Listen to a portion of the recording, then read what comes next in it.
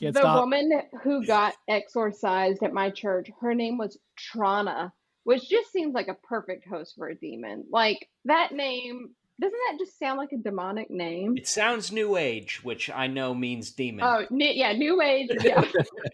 My mother read around that same time. My mom read some book that was called "He Came to Set the Captives Free," and she would keep that book in the freezer, like tucked behind the hamburger meat, because she thought it was so powerful.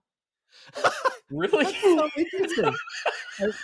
So, like, was there something about freezers that demons had a hard time with? Or Demons can't permeate the freezer and the hamburger meat, I guess. I don't know. I'm not sure where she got in her mind that was, the cure for it. But she said, like, if she had it in the house, like, weird stuff happened related to demons. Because the demons did not want us to have that book because we were going to have too much information.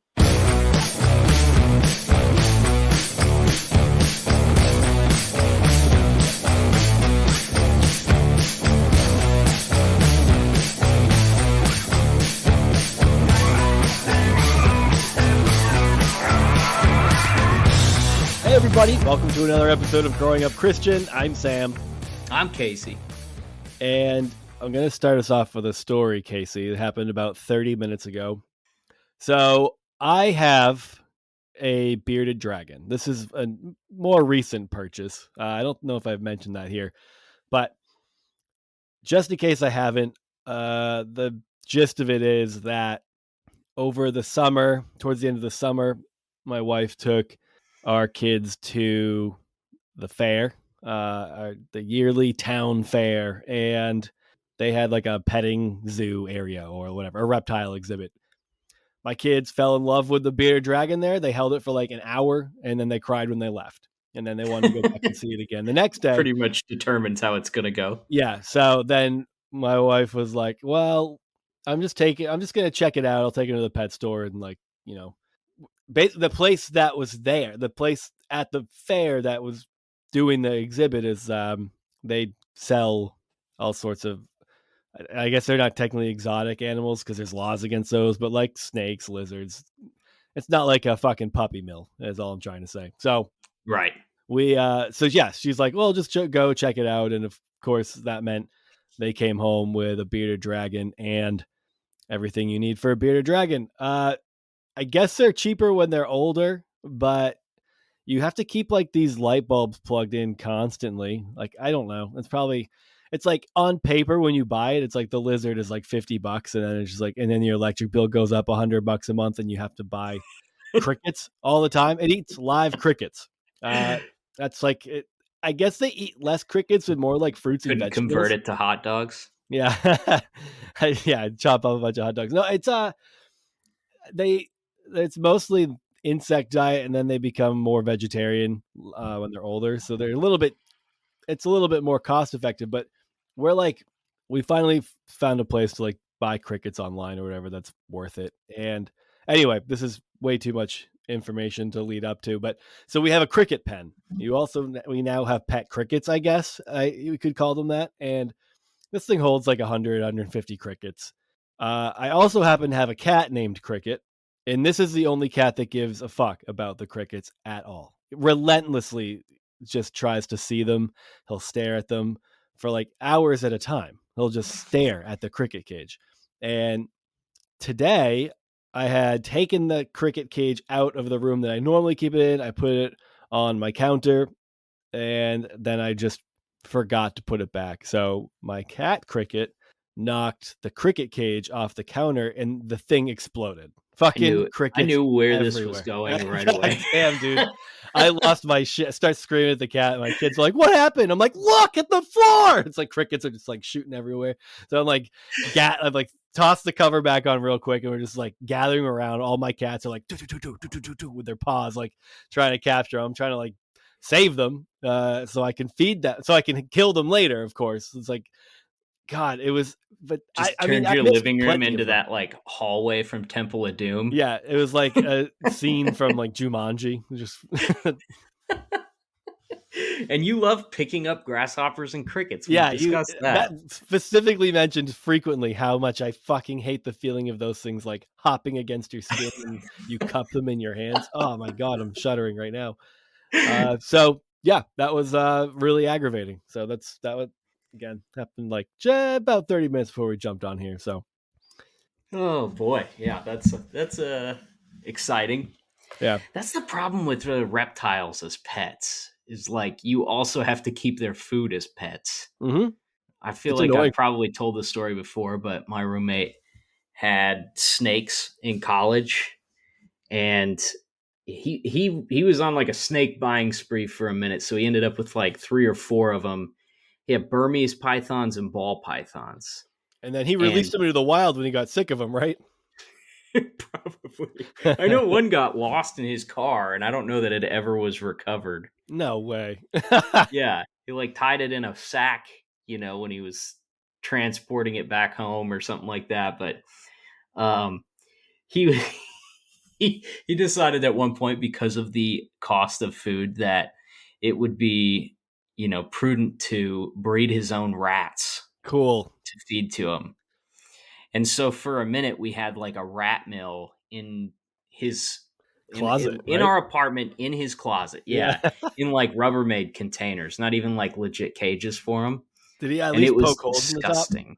Yeah, I think so. And then the snakes didn't all have like official cages either. Like he had some of them in like Rubbermaid containers with like the heat lamp on top, Oh, and they would escape because they're snakes. yeah, those are pretty tricky, dude. Snakes don't fuck around; they get out. Yeah, we had multiple times we had ball pythons like missing in our apartment, which they're kind of whatever. They're basically like scaly worms. Yeah, They're not pretty going to bite docile. you or anything, but Were you allowed to have those? Probably not. probably not. We also had a cat, which I don't think we were allowed to have. And then one of my bandmates' girlfriends kind of dropped her cat off on us for quite a while. So it was Dude, wild over there for a minute. And I remember just like with the rats, if you didn't clean their cages like every day, because just they're shit just on each other. continually peeing all over the time. They're like little miniature hippos, just like flinging diarrhea all over your stuff. If you didn't clean that thing every day, immediately his whole room would stink like ammonia. It was just awful. It Oh, was like like so it's got mustard that cat gas. piss smell. Yeah. Yeah, so it was disgusting.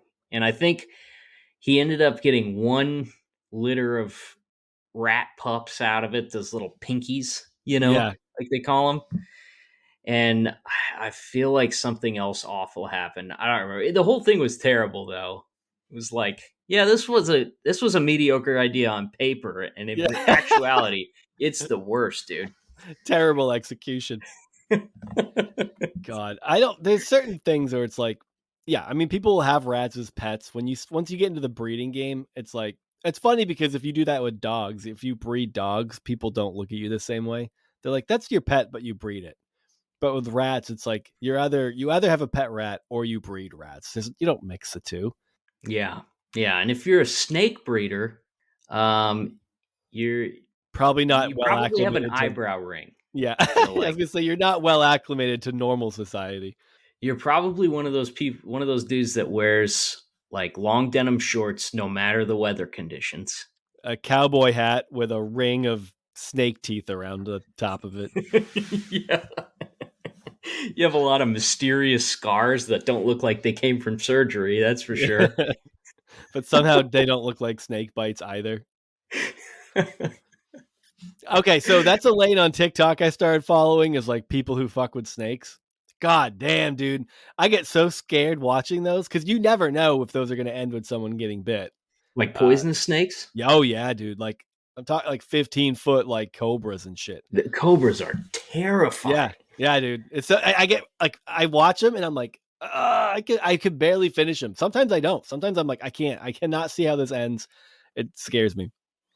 There's one that I got on a kick like that for a little bit, and there's one of a dude, and he's covered in tattoos, and he wears like I guess they're contacts, but like his eyes are black, like Okay, he's got yeah. them darkened like the whites of his eyes, and he's like one of those guys that handles extremely dangerous Yeah. snakes. Oh Not yeah, for I've like, seen this guy. yeah, oh, I probably showed you this guy when you were here. It's not for Oh, educational maybe. purposes. It's like it's the same as having a crotch rocket that's strictly for doing wheelies on the highway.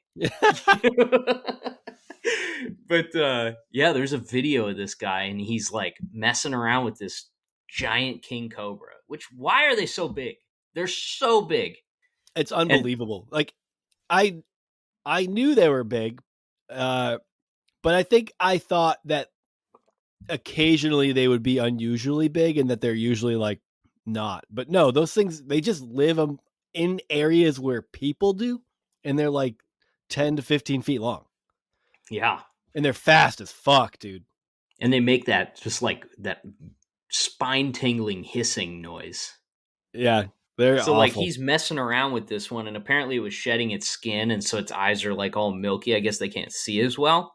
Okay. And I don't know why that matters. Only if you're trying to like provoke it into almost striking you or actually striking you. Yeah, so he's like messing with this snake to get it all hooded up and stuff.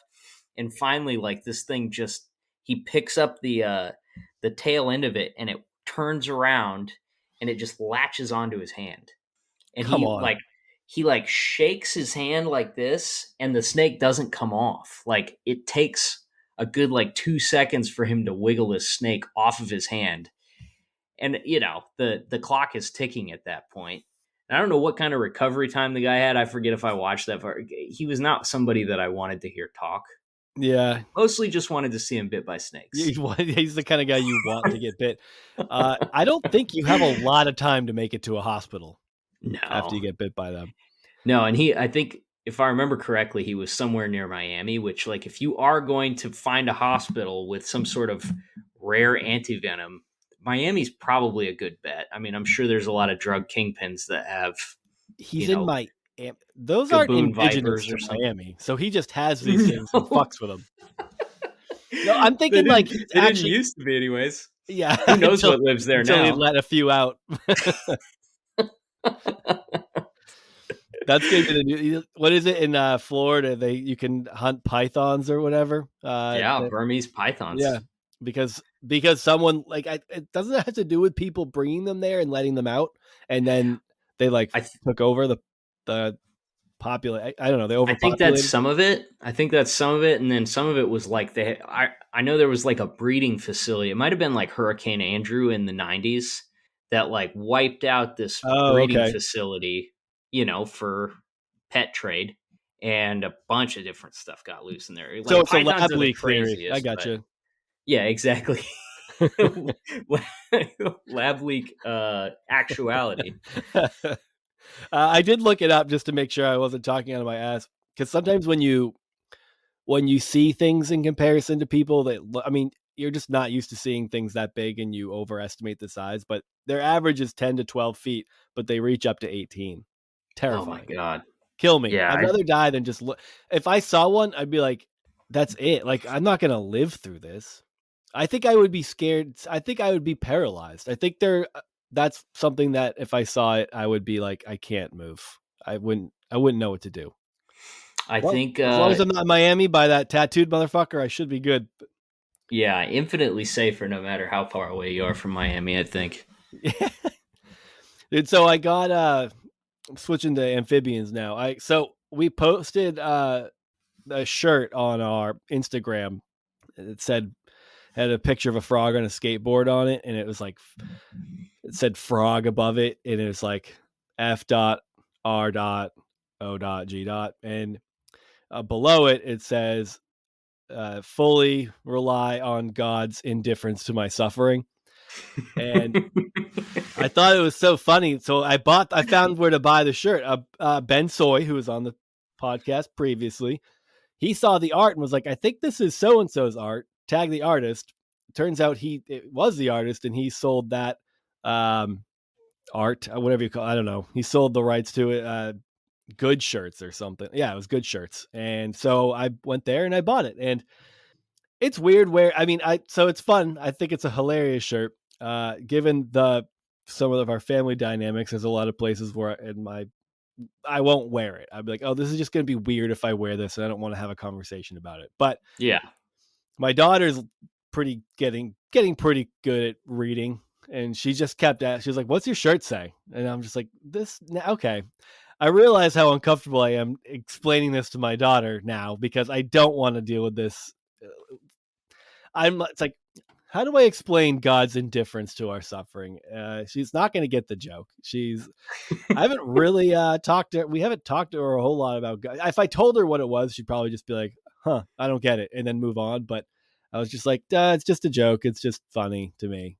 She's like, yeah, but what's it say? I'm like, don't worry It about it. says frogs are cool. Yeah. Well, she can read that it doesn't say Go that. draw with That's some why I'm like, crayons or something. God, it's so annoying when kids learn how to read. It's like when you, like my wife and I would be like, should we take maybe to the PARK?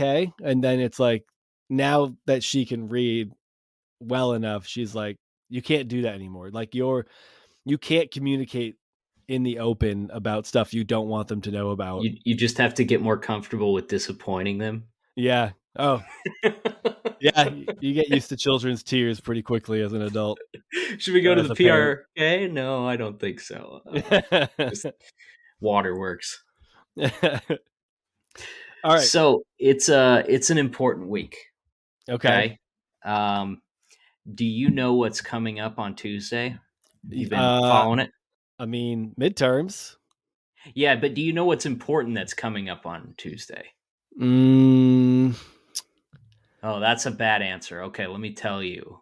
Okay. I don't know where this is going. An event of eternal significance is coming up on Tuesday, and it's kind of sad, and it's not totally unexpected that you know nothing about it.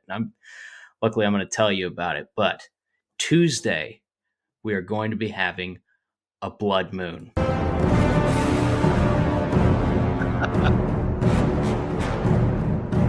And it is a consequential event, not just in the U.S., but also for our, the promised land in Israel. And so I spent today learning a little bit about, some of the prophecies and whatnot. So Okay. I got a couple of clips. I feel like maybe about 6 or 7 years ago was the first time that I heard about all that blood moon stuff. I guess they're more common than maybe we would expect, or they're depending on where you are located geographically, you will see them more or less frequently. It kind of seems like every 4 months there's a bunch of articles that get forwarded by everybody's aunt. Okay. That's way more frequent than I thought, but for some reason it captured the zeitgeist like 6, 7 years ago. Well, at least that's the first time that I feel like, I was pretty well immersed in evangelical culture still at that time. Well, I mean, despite me not being an evangelical anymore, that was still so much of my sphere. And that was the first time that I was just like, it was everywhere. Blood moon everywhere. A bunch of like the prominent evangelical pastors started talking about it. And I thought it had fizzled out. I didn't know this was still going strong. So yeah, I feel like there's a lot of blood moons. So I don't know why certain ones are more significant than others. They like to assign a special name to them. Like they'll be like, oh, this is a dying flower blood moon. It only happens once every 2 millennia. And this one just so happens to fall on, Newt Gingrich's birthday. Yeah, but of course they hate astrology or whatever. I know, dude. There's it's like my God. I it's so much fun looking at some of this stuff. It's insane. So so I just pulled a couple of random clips that I found on TikTok. There's a lot. There's a lot of people, speaking, using their voices to amplify the word here. So let's start with this one. Donald Trump was born on a blood moon. 700 days later, Israel was reborn as a nation. Trump becomes president on the 20th of January 2016 at the age of 70 years, 7 months, and 7 days. Trump then recognized Jerusalem as the capital of Israel on the 70th birthday of the nation. It's a lot of sevens. Yeah, I mean that's par for biblical prophecy. 7 is the number of completion, Casey. Do you not remember that from your studies? Yeah, well, I always knew that 7 was like significant and 6 was bad, but I feel like I never really understood what the reasoning was behind either one. Other than, isn't there there's like a verse in Revelation that's like talks about the number of the beast being 666, Uh, yeah, I or was that Judas Priest? yeah, Iron Maiden actually. Oh, right. I think I don't remember if it like. I feel like that's a weird way. I think it's a goofy way to translate it. I'm not sure if it says, but I don't remember if it says specifically 666 in Revelation or not. I should. I would I actually think it think it's says 666 if I remember right, but okay. you know, don't take my word for it. Take King James. Yeah. Well, we can look that up. I think the only takeaway from that clip that Trump would have would be that he doesn't like how old it makes him sound. Yeah, he's been around for a lot of sevens. I mean, reminding Hopefully, everyone that he was born 700 days before the reinstating of Israel as a nation. hopefully Doesn't we are coming to the end times. Hopefully, the Great Tribulation is almost behind us, and he like chokes on that third bun in the Big Mac. the tray of Big Macs that he puts out when he has a bunch of NFL players and college football players just come and hang out with him for at the Oval Office. Yeah. You know, I never thought about it before, but a Big Mac is basically just a trashy club sandwich. Yes, it is. I've only had a Big Mac once. I don't care about it. It's I'm weird. being snarky about them, but I do like them. Yeah. To each their own. I stick with the McDouble, man. I fuck with McDoubles. The McDoubles. I have a job, so I don't eat McDoubles. Okay, you just I'm a said you Big like Mac Big man. Macs. Come on, yeah. Oh, you think you? Oh, I get it. You're a big dad. I'm into the combo season of my life. Like I actually I order a full meal when I go to McDonald's. You peasant. I mean, I get a McDouble, I get a McChicken, and then my wife and I usually split a large fry. That's the move. And we use That's the the move, McDonald's app 'cause- to get like $18 off of a $12 meal. They pay you to eat McDonald's with the McDonald's app at this point. Yeah. So you got to split a fry at McDonald's. You got to split one at Popeyes. 'Cause Popeyes has great fry. For those Cajun fries are super good, I've never but you have been to a 3 Popeyes. minutes to eat them, because the minute they dip below, like, I don't know, 25.5 degrees Celsius or whatever the equation works out to, they're disgusting. Like, they're really only good for like I don't know. You could probably stuff like a throw pillow with them. Oh yeah, They're potatoey. they got a nice cushion to them. I did find an article on CBN, Christian Broadcasting Network, where they talk a little bit about blood moons and their significance. And it says, all of the scriptures refer to the moon turning blood red as a heavenly sign. The end times are fast approaching. While no one knows for sure which event those scripture references are referring to, the imagery created by solar and lunar eclipses often leads to questions about their potential biblical significance. What I mean, could you dumb say take. less in a longer paragraph? Right? Because it's like, if it has significance for the end times, that means sure, I'm positive that whoever was writing this, whoever wrote about the apocalyptic nature of blood moons, probably saw them and were like, as a superstitious person, was like, this must mean something. You're like, yeah, everyone thought everything meant something. That's why they had gods for literally everything imaginable. That is like, well, we'll pray to this god and hope this goes well. And it's obvious that would seem significant at that time when the explanatory power behind what they were. It's like, oh, well, this bad thing happened and there was a blood moon last night. I bet there's a correlation. Yeah, sure. But we've been doing that now for they've been happening for 2,000 years. And this, I'm imagining 50 plus white dude is like, they're very significant still in regard to the end times. And we don't know exactly when that's going to be, but it's coming up just like it's been coming up for 2,000 years. Well, and they have ramifications for all sorts of things according to this stuff. So it says this upcoming blood moon is no different, meaning it's significant. Some church leaders and pastors, which is, that counts as a source, right? Some church leaders and pastors, you can put that in footnotes, are saying the timing of this year's lunar eclipse has prophetic significance because of its connection to elections in both Israel and the U.S. John Graves, CEO of the church association called A Million Voices, which no one's ever heard of, spoke on the Flashpoint program saying, there's going to be a much bigger swing than people think. It's not going to be 10 or 20 in the House. It's going to be 30, 40, 50. It's going to be at least 54 in the Senate.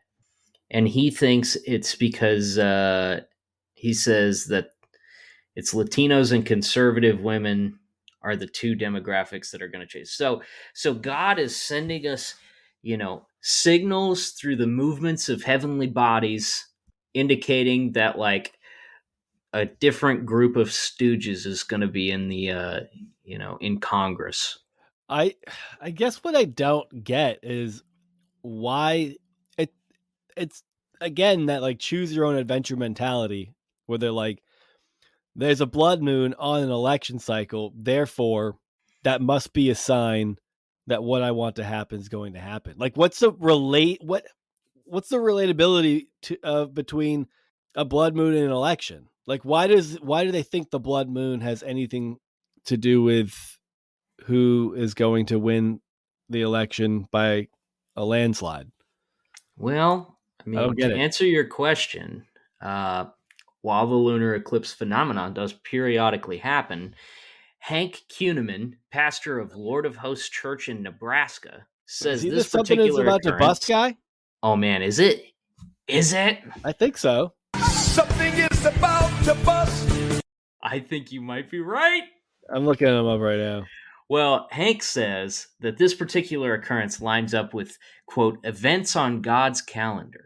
He said... I didn't realize God shared his Outlook his Google Calendar with him.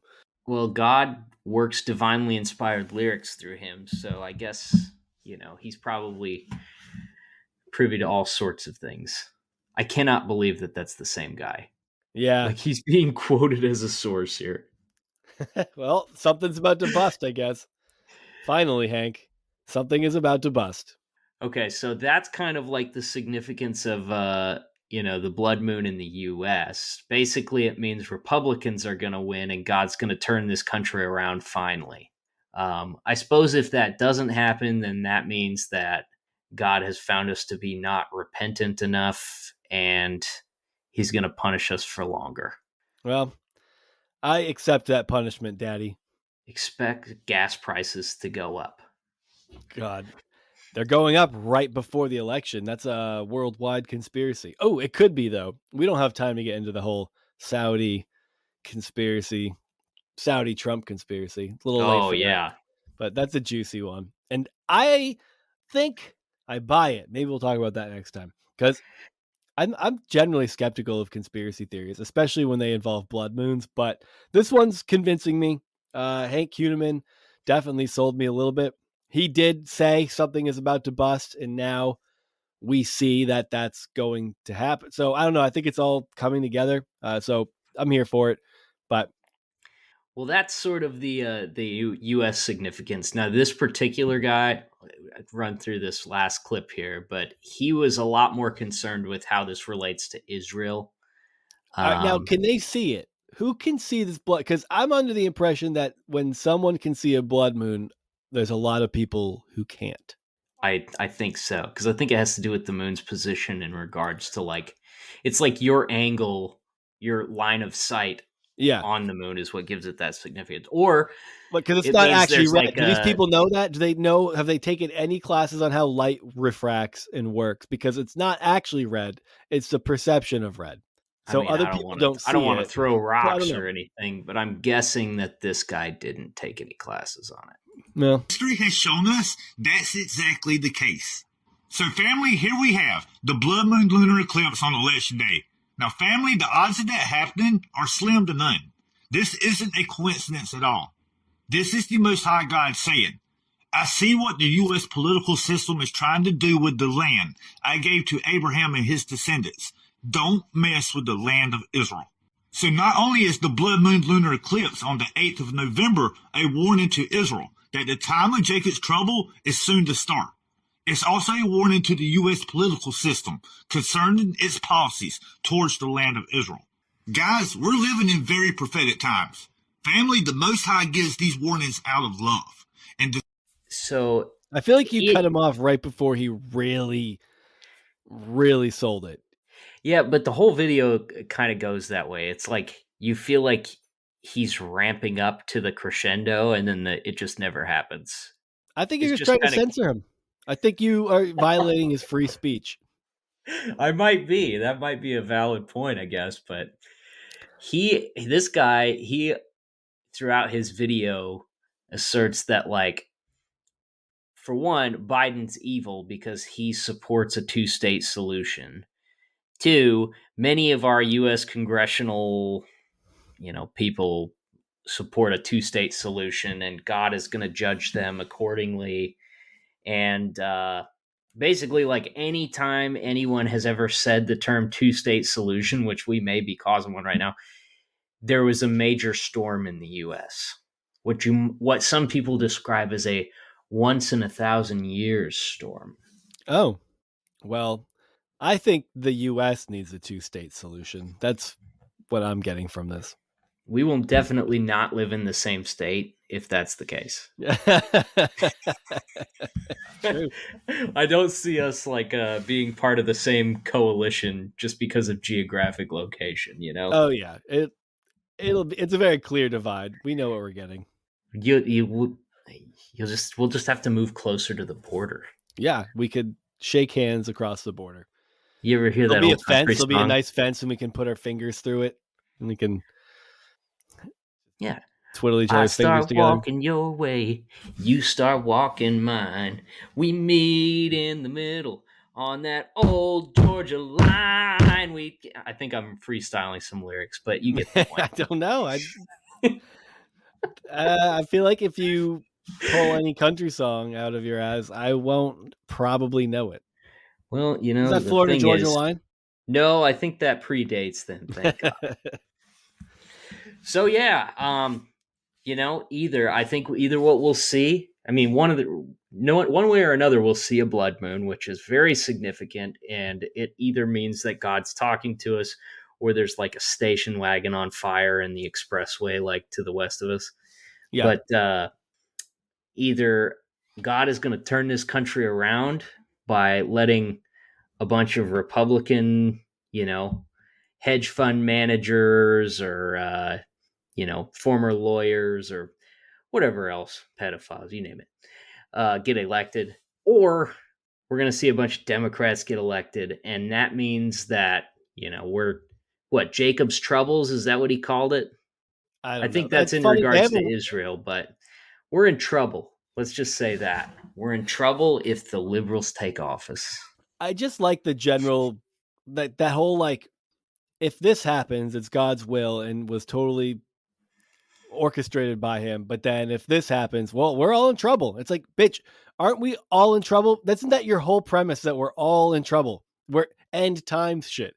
It's like none of their theorizing makes any sense. It's like, we need to do this in order to save this great nation, in order to make things better, because the liberals are a bunch of pedophile, blood drinking psychos, and we need to get this country back to God and through people like Marjorie Taylor Greene and Lauren Boebert and shit like that. And then on the other hand, it's like, but also everything is going to be destroyed and Jesus is going to come back and slaughter everybody. So, like, what what's the message? Like, what's the real? If they're it's like I think it just shows that they don't really think that that's going to happen, at least in their lifetime. You got to like, leave yourself an out clause. Yeah, that's Don't what it box is. yourself in. Little asterisk at the bottom of the "let's all kill ourselves on the top of this hill together." It's like exactly, yeah.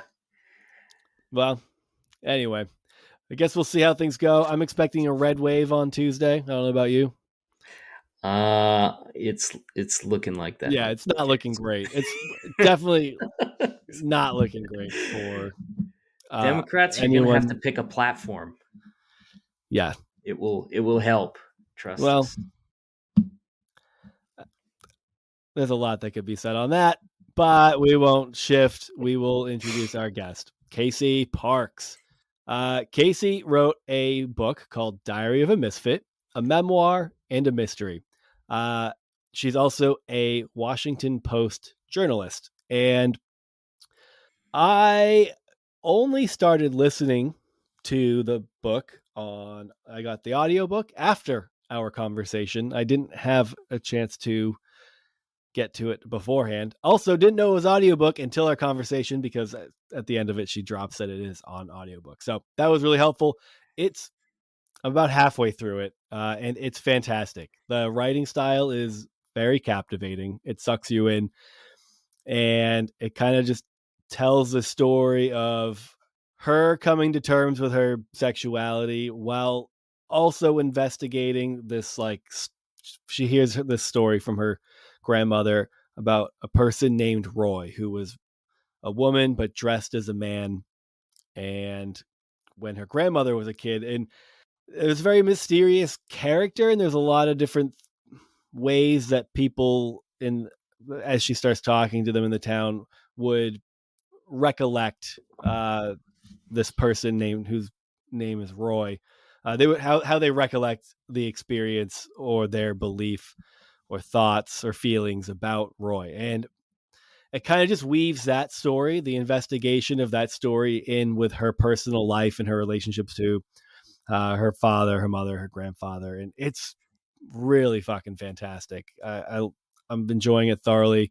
I cannot wait to finish it. It really does pull you in. So if you're so inclined, especially after listening to this, she does get in some of the stories that she talks about in this conversation. I have come across that in the book. She does discuss them there as well in greater detail. And if you enjoy this conversation with Casey, you need to pick up her book. Again, audiobook is definitely a good way to go for all of you who spend some time in the car like I do, and who don't have a lot of time to read books for pleasure. So anyway, yeah. I don't know if you have anything to add, Casey, other than your typical leave us a review, and don't do it like whose did I share this week? Did you see the story? What a fucking get really doofus. personal. Yeah. Okay. I mean, look, the reviews, I don't really care. Like, you don't have to like it. I think it's just funny when people leave reviews that are like, I guess I'll never leave a 3. If there's a podcast that I don't like, I'm not, or think is just okay, I'm not going out of my way to like leave it a review. Like, we all know, I think we can all unanimously agree that the purpose of reviews is for people who like the podcast to help like boost it. Like, a bad review here or there doesn't do anything. It's just funny. Reviews just bump you up in like the algorithms and shit. Like, no one's reading it and taking strangers' opinions seriously. Like, it's not like someone bought a leaf blower on Amazon where like it doesn't start good. Like, I take that to heart because, well, if you bought it and it didn't work good for you, that matters. But this is like, you're listening to two assholes talk about shit that that just doesn't matter most of the time. So it's like, I don't know. I just think those kind of, like, it's just so funny to me when people are like, I need to give this a 3-star review so people know what they're in for before they start listening. I mean, I guess it wasn't a 1-star review. It wasn't. That's cool. But the review was, I just gotta read it because it kills me. It's meh. That's the subject. Meh. They are simultaneously able to acknowledge nuance without really considering it in their own opinions. If you want straight white guy thoughts on evangelicalism, then this is for you. Okay. I'm sure that's true. I just wish I knew what it was in reference to. Yeah. Well, But it's funny ultimately, because I if we won't. can, You if we can't can, make me acknowledge nuance, and I won't. I refuse. yeah. Well, I think it's funny if we can recognize nuance, but don't acknowledge it in our. If we're recognizing it and then forming opinions and saying those opinions, are we supposed to then add caveats to every one of our opinions and just qualify it to death? And I feel then like we do that too much as it say, is. I know that's how I do that too much. Before I say anything, I'm like, let me try not to step on toes, and then just really specify what I mean and spend. We actually had a review once, so it was like one of them qualifies things that he says too much. And I was like, guy's right. I'm not that. I accepted that. That was specific and directed towards me, and I think I'd like to think I learned from it. I don't know if I did, but I feel like I've toned that down a little bit. One of them breathes heavy and should have his blood pressure checked. I'm also their doctor. Oh man. All right. Yeah. Leave us a review if you like the show. If you don't like the show, send us a message instead. Why Don't are you mess still with our listening? All right, everybody. Enjoy our conversation with Casey Parks. Hey, everybody, we are back with our guest, Casey. Casey, thanks so much for joining us. Thanks for having me. Yeah, I'm super excited to talk to you. I guess I said it to a lot of people, but I really am because I listened. So I heard about you and your book through an NPR podcast, and I was so incredibly fascinated by so many aspects of your story. But some of the things that I was very interested in that I don't know, maybe it's just not as accessible for a broad audience, but you did grow up very Christian, and that is coincidentally what we named our podcast after. So that's the stuff that interests us. So I think maybe just to get us started, maybe let's get into a little bit of just where you grew up and how you grew up. Well, I largely grew up in North Louisiana, but I did live for a little bit during my adolescence in on an army base near Savannah, Georgia. So mostly in the South, and we went to kind of like offshoots of Pentecostalism. We went to Church of God and Assemblies of God. We always called ourselves non-denominational, which I don't get at all because it definitely is a denomination with like a certain kind of music and a certain kind of teaching and everything. But I actually think we like really prided ourselves on that. Like we're better than Baptists or something because we're non-denominational. That was my upbringing too, non-denominational. But there was zero distinction between Southern Baptists and the type of churches that I was part of, minus Southern accents. I think that was the only distinction. I live like in the church equivalent of scabs. Yeah. It's like we're the same. We just don't pay dues. Oh yeah. Well, we were different than Baptists because we had better music. Yeah. So you equated it to Pentecostal Church of God, even though it was non-denominational. So well, it was Church of God. We just considered that non-denominational for some really? reason. And I did not understand that Church of God was an offshoot of Pentecostalism as a kid. And I thought of Pentecostals as like a certain kind of extremist because they didn't cut their hair or wear makeup, and we could cut our hair and wear makeup, but we spoke in tongues and got slain in the spirit, that kind of thing. It's so interesting to me how many people grew up in that, because even so, my non-denominational, like I said, equated to Southern Baptist, but I never, like my entire life, I was convinced that was like the devil's trick on Christians, that you could do stuff like that. I was like, oh, that's wrong. You shouldn't do it. So when I never actually encountered that in real life until college, at Liberty University, and it was like, oh my God, I'm around people like this. And then that's when I chilled out a bit because I realized that some of them were really great people. And I was like, oh, okay, maybe it gets a pass. But I was skeptical for a while, even after meeting people like that. Well, I thought it was real when I was a kid, and it happened to me a couple of times. But now that I'm older, I have my doubts. Yeah. I think that experience is always because I didn't do that, but I did have other experiences that seemed a particular way at the time, and then you do get farther removed from that world, and it's strange to look back on them and reconcile what you thought it was with what you think now, despite it Mhm. feeling a How would particular way. young you if you like regarded that? Because I always wondered, because that was always what was missing with me, was like I just never felt like a real emotional connection to it, or like a spiritual connection, I guess would be a better word. But like, how would young you describe like being slain in the spirit and what that experience was like? Oh, well, I thought it was like the highest gift from God, and I really believed in it. I mean, it happened every Sunday in church to someone, and usually what would happen for the speaking in tongues part at least, someone would stand up and speak in tongues, and someone else would stand up and interpret it. And they would do so immediately and in a full verse. So it seemed really believable. Like they could not have worked this out ahead of time. Like this person, the second person, the interpreter, was never mumbling or stuttering. Like they really did seem to be speaking as if God were speaking through them. So I really believed in it. And then during the altar call is usually when people would get slain in the spirit. And it just seemed like such a deliverance to me, like such proof of your godliness. Like I wanted it to happen for me, and that's why I say I'm a little bit suspicious of it now, because I don't know if I just wanted it so badly that I induced it in myself, or maybe I even faked it, or um, you know, there were people that I really respected that had it happen to them that made them believe it. I remember one time this pastor prayed over a microphone, then he handed it to a guy that I really liked, and the guy got slain in the spirit just from touching the microphone. And that to me was like a huge miracle.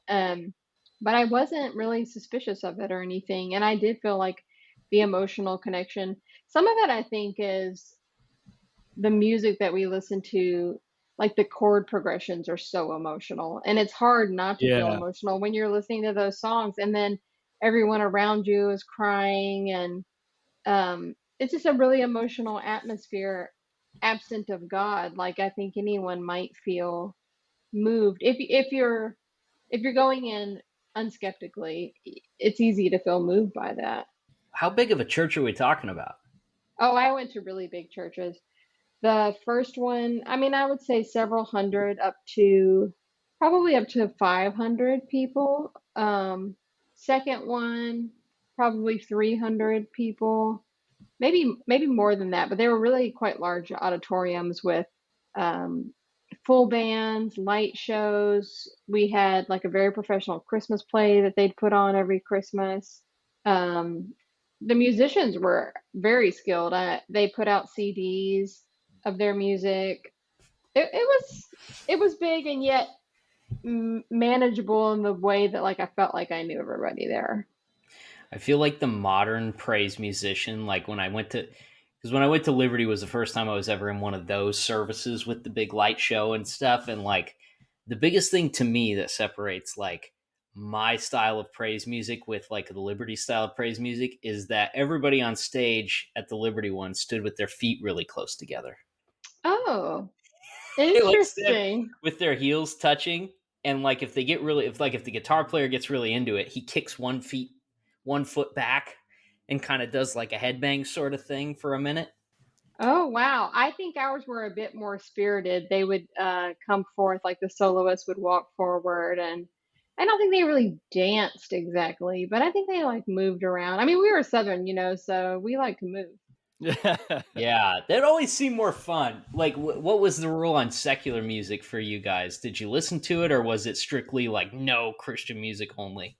Well, I largely listen to Christian music, but not out of edict, out of desire. Like I thought Christian music was really good. I mean, the 90s had such great contemporary Christian music. We had DC Talk, which was like rap, and then we had Audio Adrenaline that was alternative. DC Talk was alternative as well. There was a singer I really liked who actually herself later came out as gay as well, Jennifer Knapp. Yeah. Oh Um, yeah, just, Like, I really thought the Jesus Freak album was genius and cool. And actually, sometimes I'll still listen to it. When I was writing my book, I put a couple of the DC songs on a Spotify playlist, and I was still vibing with them. Like, they were talented musicians, and so we did listen to country music quite a bit as a kid. And then later, when I was in high school, or actually when I was in middle school, I was still mostly listening to Christian music. And I went on a field trip once, and somebody started singing Alanis Morissette's "Ironic," and everyone on the school bus except for me knew every word to it. And I came home and I was like crying. I was like, you have to get me whatever that is, because like I'm not gonna survive middle school if I don't know the words to this song.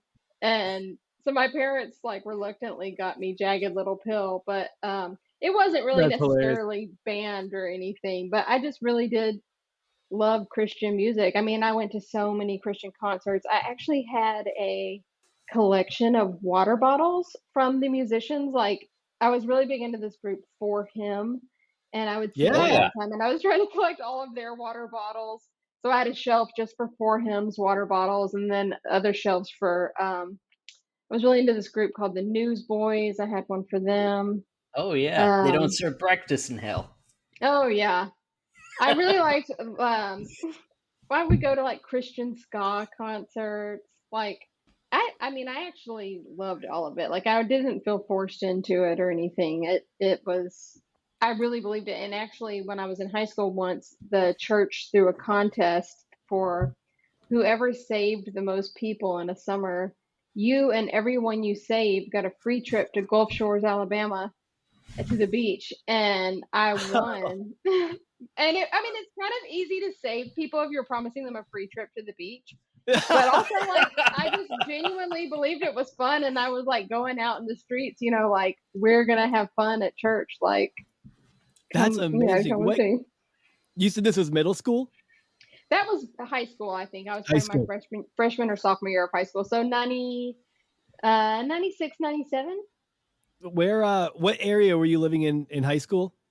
I was living in West Monroe, Louisiana. So it's up in the northern part of the state. I think that's hilarious because the competition. Okay, wait. First of all, how many people did you save? I think it was like 12, which doesn't That's sound... a heavy body count. Okay, I was gonna say, it doesn't sound that impressive now, but it's actually pretty hard to save 12 people in one summer.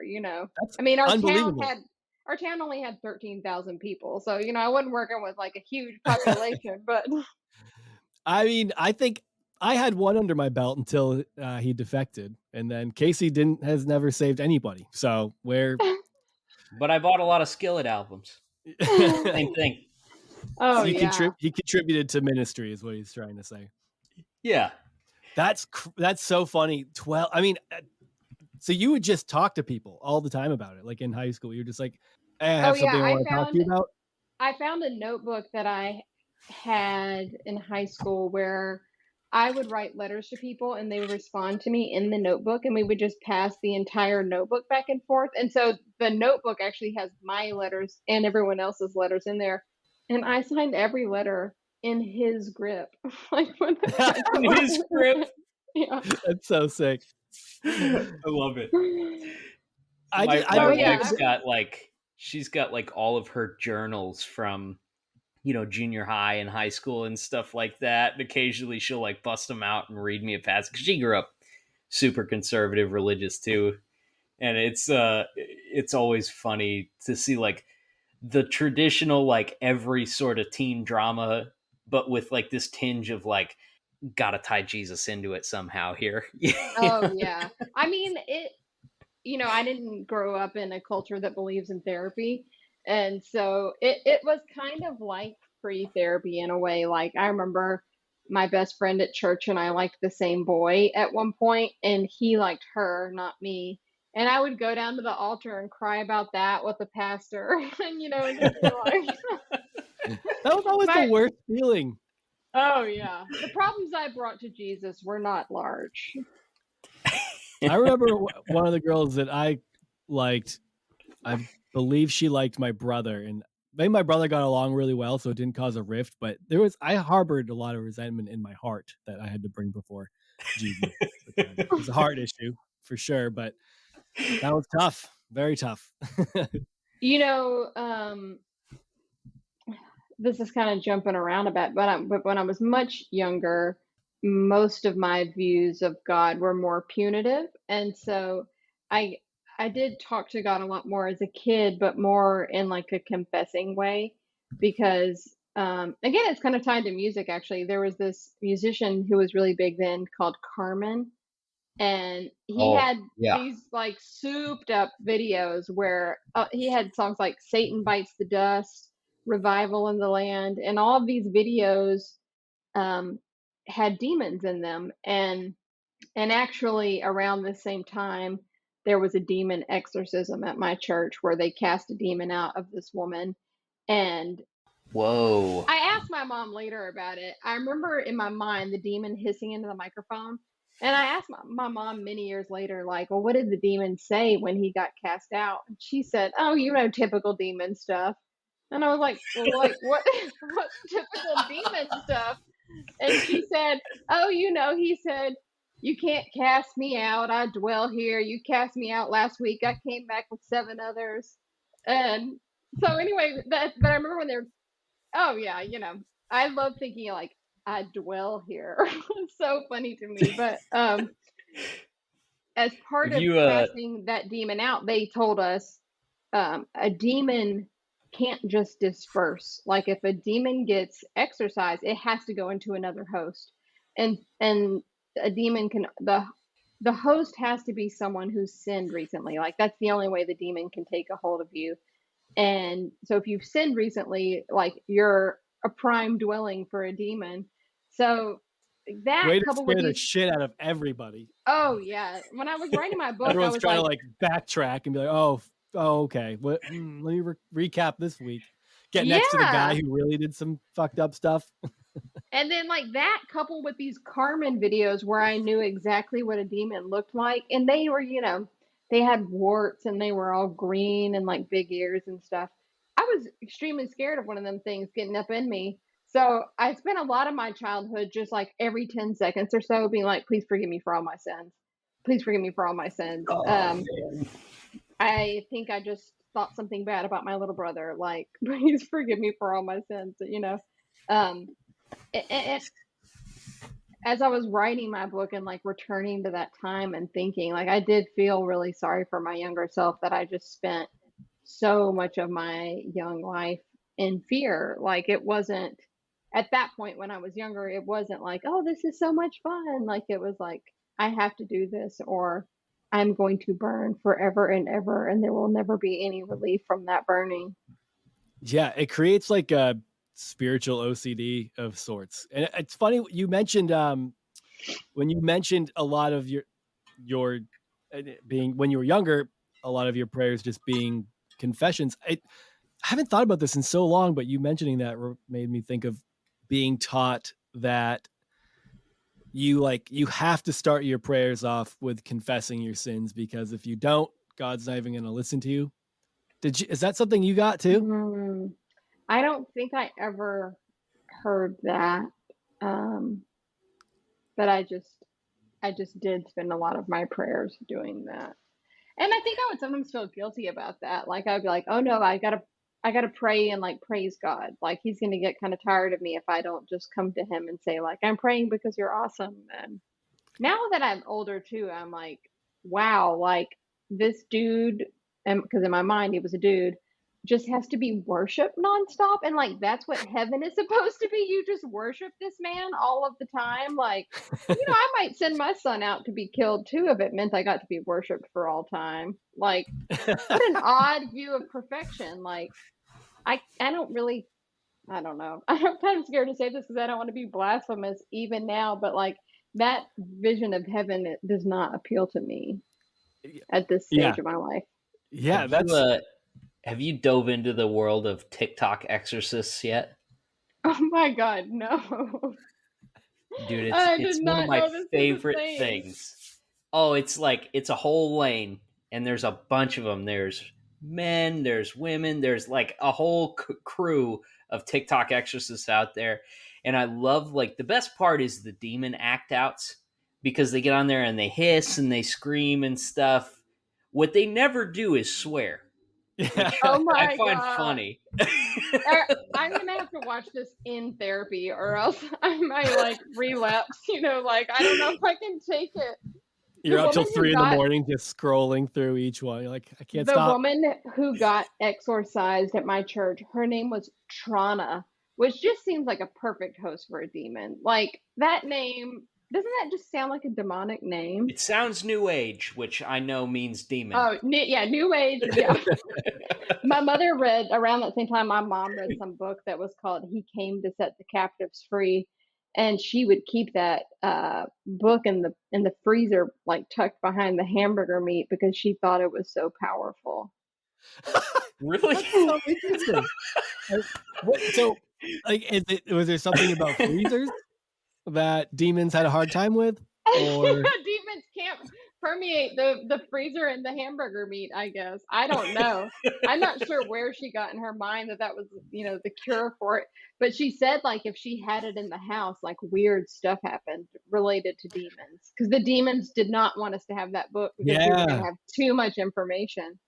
And so I don't even know what the book is about, but Demons is a funny subject with church people, like, because it's funny because, like, everybody loves that thrill that you get from a roller coaster or from being a little bit scared, like from a horror movie. When all of those avenues are closed to you, like, you're really not allowed to watch anything like that or read a scary, like Goosebumps, I remember, was kind of off limits. My mom, they were big at the my time. mom burned a whole load of Goosebumps in a trash can outside of the school and invited other parents to contribute theirs.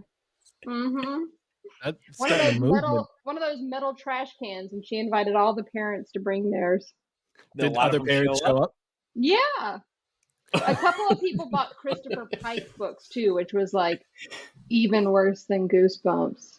That was pre-Facebook, so you gotta congratulate that level of organizing. Oh yeah, they were working the prayer tree, They had everybody's number. Did you ever read Christian Goosebumps, the Frank Peretti books? I did not read Christian Goosebumps, but I read Christian Nancy Drew, which is called the Mandy series. Y'all are boys, so you probably didn't read this, but I don't remember that one. I've never heard of it. We had our own Nancy Drew. Her name was Mandy, and she was awesome. I love those books. Nancy Drew's just a little too worldly for good Christian gals.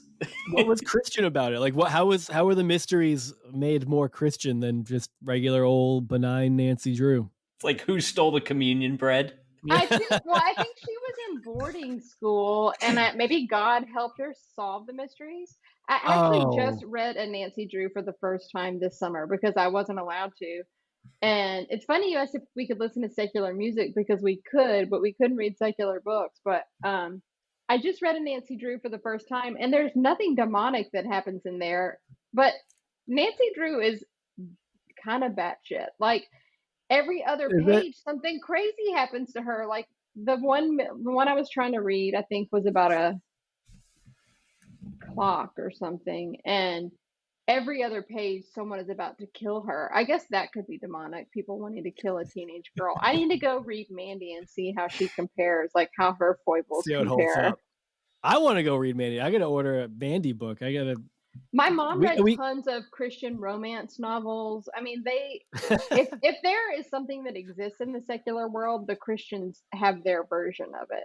Oh yeah, we love talking parallel institutions here. It's the idea of Christian romance novels kills me because it can't get too spicy. So you got to be able to cut that tension with a knife. Oh yeah, we had 30 pages of them like feeling the breeze of their pinkies wiggling by each other.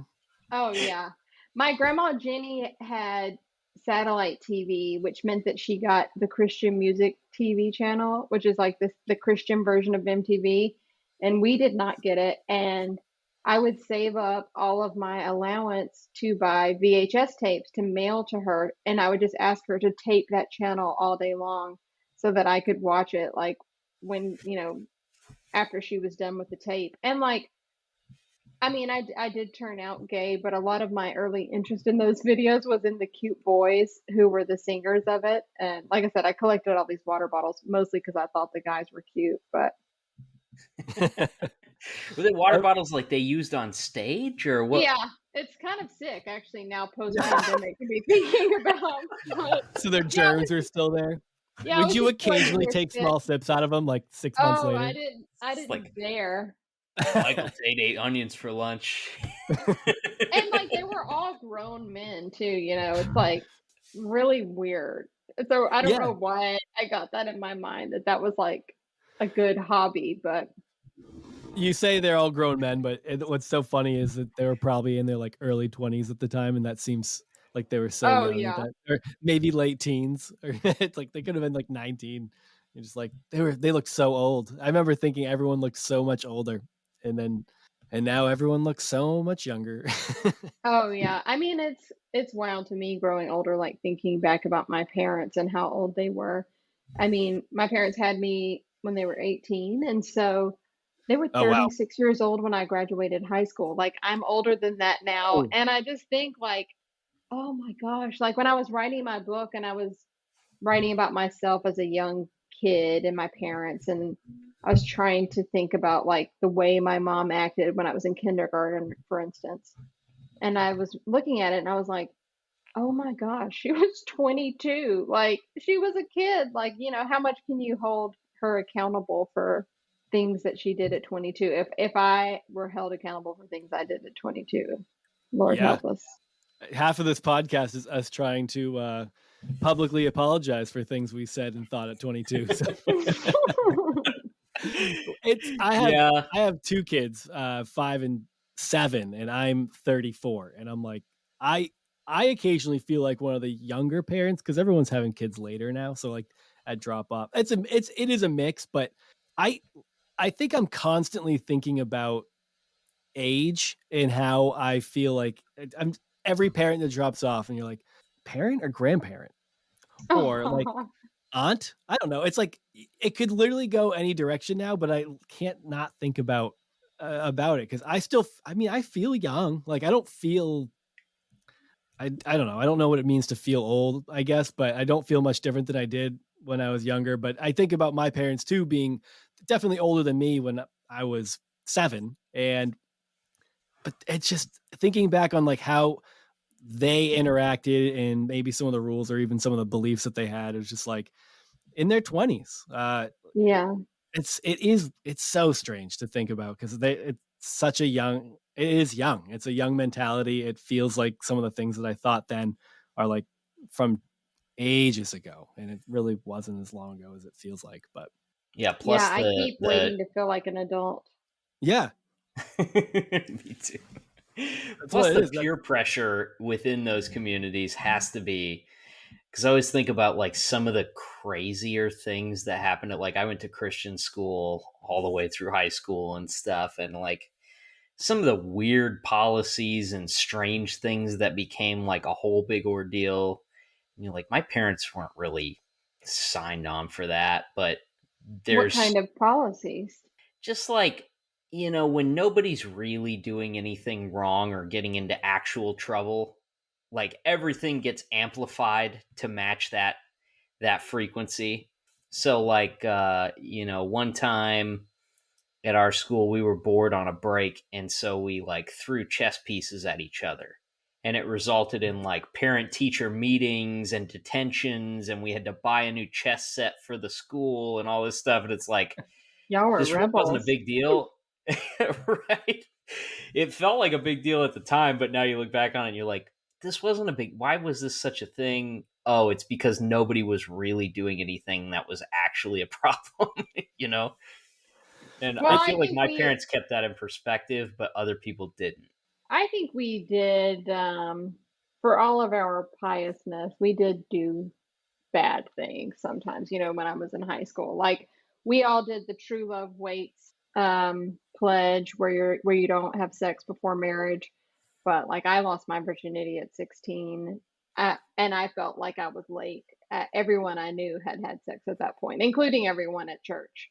Really? And Yeah, I mean, That's such a different experience than it the wasn't church like group stuff I we was talked. I in. mean, I was in Louisiana at a time when we were like leading the teen pregnancy stats, but I mean, and it was complicated too because I don't think any of us used any kind of protection because protection would have suggested you were stopping to think about it.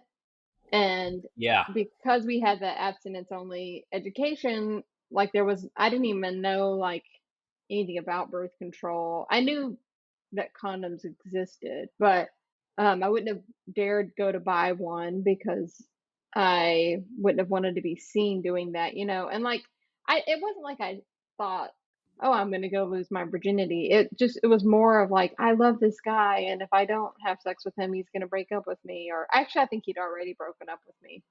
That was your desperate attempt to get him back. Yeah, and I think he had already had sex with 9 people, and so I just felt like, oh, I'm Whoa. really square. But like, thank God I didn't get pregnant because my whole life would have been really different. And that was the only guy. Like, graciously, I figured out I was gay really soon after, and then didn't end up with an out of wedlock child. But it was fairly common, and I just think people didn't know what to do with their normal teen sexual energy. No. I mean, what's even like you mentioning that uncomfortable, like people, oh, we're uncomfortable buying condoms, even if we could get past the premeditated aspect of it. And I got married young. I got married like 3 days after I turned 21, and Liberty University. But I mean, years into being married, there's like I still felt weird going in to buy condoms. Like, I've been married for 5 years, and that's like just something married people do. I mean, that's something everybody does. And I'm in my 20s still feeling weird about it. Like, oh, what are they gonna, being judged? Like, I'm like, get the hot sweats, and you're like, oh, I don't know. What are they gonna think about me? It's like, they're gonna think you're a Yeah. Display normal your person wedding like ring everyone else. prominently to make Yeah. sure they knew that you weren't having premarital sex. Like, come hold the box up just like this. Yeah. Hey, this is okay. Do these come in smaller sizes though? Did you and your wife meet at Liberty? No, we met at church in high school. I was a wow. homeschooled boy, so I didn't meet a lot of people for outside of church. But yeah, I met her when I was like 16, I guess. Probably started dating when I was 17, and then ended up going to Liberty. Followed her there. I mean, she went there. I was like planning on going there, but I was going to go there anyway because my youth pastor went there, and he basically took everyone there for like the college for a weekend stuff. Everyone visits and likes it. So it's like, where else was I going to go? I wanted to get a Bible degree, and I only knew of one Christian college, and I thought Liberty was the best one because that's what my youth pastor said. So that's where a lot of people from my church went to one called Lee University. I think it's in Tennessee, maybe. But it similarly in my church had that cachet of like, this is where cool people go. Yeah, my church had a lot of kids a decent amount of kids go to Liberty. A lot of them dropped out after their freshman year and went elsewhere, or just never went back to college. But yeah, our youth pastor, I mean, I wonder if he ever got a kickback after sending so many kids there. He's working on commission. Yeah. Liberty is fascinating to me. I've seen in the last couple of years, like with the school paper, and in the time of Trump, like some of the kids there have gotten really brave and like standing up for their own beliefs, or not wanting the school to be used as like a free political place. And yeah, there are some, and they stand out, and then they are gone very quickly. It's weird. It's like they're just like, we don't really have a space here for you at the newspaper anymore. You're not fired. We're just, it's not working out. So, I mean, a lot of the editors have been told, like, we don't want you to publish this or that. You can't say anything about X, Y, and Z. And I mean, it's such that's a strange place. We could go on for hours about that place. And then, of course, I did meet my wife at Liberty. Yep. I don't think I probably would have met a wife there. Yeah, I don't know. It turns out you half never the people I'm friends with from Liberty ended up being gay. So there was. Well, I do think there's sometimes you go for the extreme thing to try to silence something in yourself. I mean, I've seen, like, for instance, I cover trans issues. I'm a journalist. I work at the Washington Post. My beat is gender. So I write a lot about trans people. And just an inordinate number of trans women went into the military when they were young to I try to heard be about this. masculine. Yeah. And I think it's a similar thing sometimes with gay people where you think, if only I get deeper in my faith, if only I go to this place, like I will get healed. And, I mean, when I figured out I was gay, I did not want that at all. And Mhm. I begged God. I mean, I prayed out loud every single night, please take this away. Like, if And how you old were you then? 17 and 18. Okay. Um, and then once I realized it wasn't going away, I kind of started obsessing about this idea of like, well, what if I could just take God out for coffee? Like, what if I could say, do I really have to go to hell just for loving somebody? Like, I'm trying to be a good person. I'm not murdering anybody. I'm not, the only lying I'm doing is about who I actually am. Of course, God did not reveal himself for a coffee date with me, but I wish he had, because I could have made some good miracle money. But it just became, it was very painful at first, and it was especially painful when I didn't even have a girlfriend and I just knew it in myself, Mhm. and I had, I'm like, I'm gonna lose everything, because church was everything to me at that point. And for what? Like, my imagined crush on Angelina Jolie. Like, like, I don't know what I'm gonna get. And then once I met a girl that I really liked, and after we kissed, I was like, all right, hell's worth this. Like, I'll Was burn that the forever if I get to kiss you again. was that the first girl you kissed? Did you figure out you were gay before you kissed a girl, or is it around the same time? Yeah, I figured out before. I had always had these feelings about girls where I thought they were really cool and I like wanted to be near them, but I didn't think of it in any kind of sexual term. And even after like I kissed a girl for the first time, I didn't think about it in any kind of sexual way, because I didn't know what sex with a woman would even entail. Um, so I mostly thought of it as like, I really want to be near this person.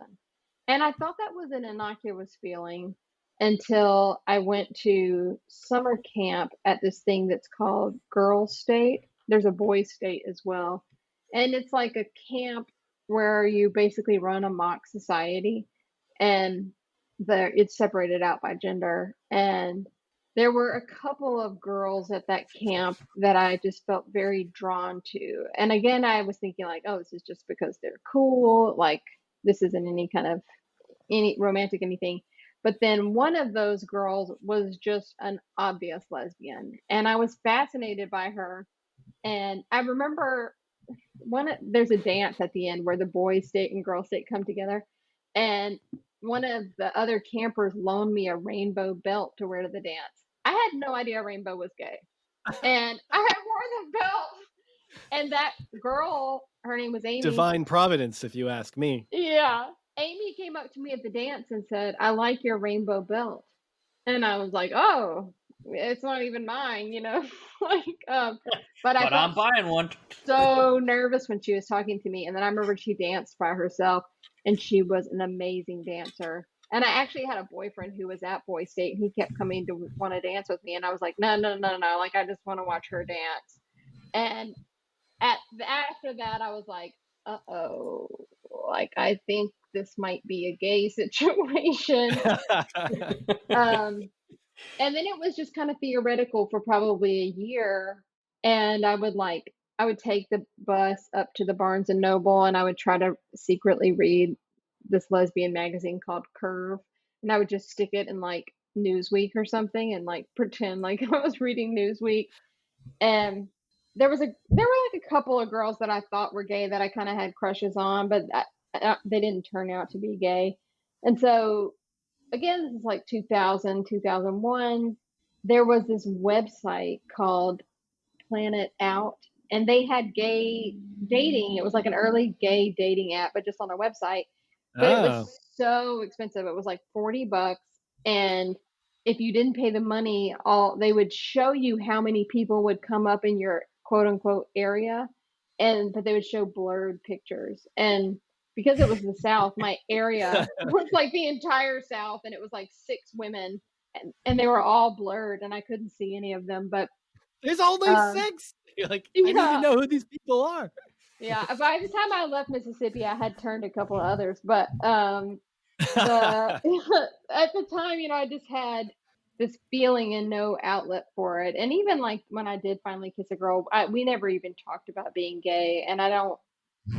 She actually like had a guy she was dating at the time, and I never quite even really knew like is what we're doing romance or not, and like we talk about we're still friends, and we'll talk about it sometime. Like she was in speech and debate, and like she took me with her to a speech and debate contest, and she was still in high school. She was 2 years younger than me, so she was in high school and I was in college.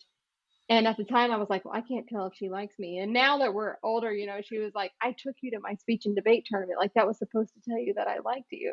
And like, it was just we had no way of talking about it, and no, it was just so scary, both for the political climate, but also just the existential religious warnings. Yeah. Did you pray for a lot of deliverance? Oh yeah, I mean, I wanted it to be taken away. I eventually came to think that my understanding of the Bible was not complete. Like I didn't actually understand all of the context of it, and I came to see that you can't just like pick a rando verse out of the Bible and be like, this is the word of God speaking and this is an actual rule. But at the time, like I remember in my freshman year of college, I actually sat down and read all of Leviticus 19, and there's all kind of stuff you can't do. And I had no idea, like I was like, wait a second, why are we eating shrimp, and why are these guys having rounded beards, or like all kind of crazy stuff. And also, if men can't sleep with men, does that mean I can't sleep with women? Like, the Bible doesn't have anything to say about lesbians. It's just it's remarkably silent on women in a lot of places. Oh yeah. And that's what we're supposed to do as well, is be silent in the world. Yeah. It's that, I think that's such an interesting point, because everything, like, I mean, for biblical literalists, right? Like that should be the perfect loophole. It's like, name one passage of the Bible where it says women can't have sex with women. There isn't, so you win. I'm actually writing about at work right now. I'm writing about a transgender teen who is very Christian, and he actually gives me a lot of hope, like talking to him, because his view of Christianity is so optimistic and so just from a place of love. Like he really has this idea, like Jesus loves and welcomes everyone, and that is my role as a Christian, is to go out and love and welcome everyone. And it's just so pure and sweet, and like I wish I'd had that in my life. And he actually like writes letters to other kids who might be struggling or who might have been kicked out of their churches, to just be like, no, God is not people, God is God, and he still accepts you. And he actually got kicked out of his church, or at least kind of driven out, maybe not directly kicked out. But we were talking a lot while I was there of like, okay, well, like Christians are increasingly anti-trans people. I mean, Pew just came out with a survey this summer that showed evangelicals went from like 50% against trans people to like 90%. And holy cow, that spike. word did not exist in the era that the Bible was being written. And the Christians who are leading many of the charges against trans people in legislatures and such, I haven't seen them come out with a lot of Bible verses. There's not the really convenient one the way there was with Leviticus or Corinthians, or right. I guess there's maybe one that says something about a man should not don a woman's garment or something like that. But yeah, in a time where they all wore dresses. Yes, go ahead. Yeah. So, I'm interested to see how that plays out, and like how people begin to biblically rationalize that. I mean, the main thing I've heard is like, God doesn't make mistakes. Well, if God doesn't make mistakes and he made you feel trans, Is that a mistake then? Yeah, and so much of it goes back to, usually I think, at least in my experience, it goes back to, well, God made Adam and Eve, so it still just goes back to that like literalism of like Adam and Eve were these real people and God specifically made them, and that's how it's supposed to be. Mm-hmm. So I think I honestly think almost all of it is just based on that. Like if God wanted it to be another way, he would have made it. But the irony being like you have to start somewhere. Like so, I mean, you start with two people, I guess, but it doesn't really have anything to do with how they feel or how they perceive gender or their sexuality or whatever. So all the LGBTQ issues that come up in the Christian church, I do still feel like from that mentality, like that, even from that perspective, it's an argument that nuance is lost on. But I find that to be the case for a lot of arguments coming from a literalist perspective, because you have to push nuance out, especially when there's so many passages that like they don't work if you put them together. So it's just Mm-hmm. like you said, like I mean, you just said the same thing of like there's a lot of things that Leviticus says you can't do, and it's like, well, everyone's kind of hung up on the men laying with men, but misses out on a lot of the other ones, and it is just that's it. Like it's hard to once you're out of that perspective, regardless of whether or not you're still within Christianity in any way, like when you're out of that perspective, you can't unsee that stuff, and you can't help but just Mm-hmm. feel frustrated that like where is there a conversation to even be had here if when it comes down to picking and choosing in such an egregious way, and that the only defense on the other side is that everybody else is just picking and choosing. So you just Well, I kind of just remember my freshman year of college, my religious studies professor was going through the Gospels and talking about each time they contradict each other. You know, like there's one where Jesus is riding on a donkey, one where he's riding a donkey and a colt, one where like three women come to his tombstone, another where it's just Mary Magdalene. And initially, when he was doing this, it just filled me with dread because I was like, wait a second, like yeah. I thought every word in here was true and divine by God, but if it contradicts each other, which one is the real version? And let's say it's Mark. Well, then does that make the entire book of John a lie? And like, if all of John is a lie, could Leviticus be a lie? And I guess it just made me start to realize like, I have no idea who wrote these or when or why. And or in what language, you know? I mean, I'm just taking my little NIV version that's been dumbed down for my reading pleasure, and I don't know what happened in the meantime. You know, like the story I was talking about with the trans kid, his dad, while I was there, was like, "Oh, well, I looked up the Greek, and they just put these two words together, and like this isn't even actually a word." And I've never done that. I don't speak Greek, so I don't know, but there's just so much I didn't understand, and I just took whatever my pastor read out loud to be like, this is literally God speaking to me.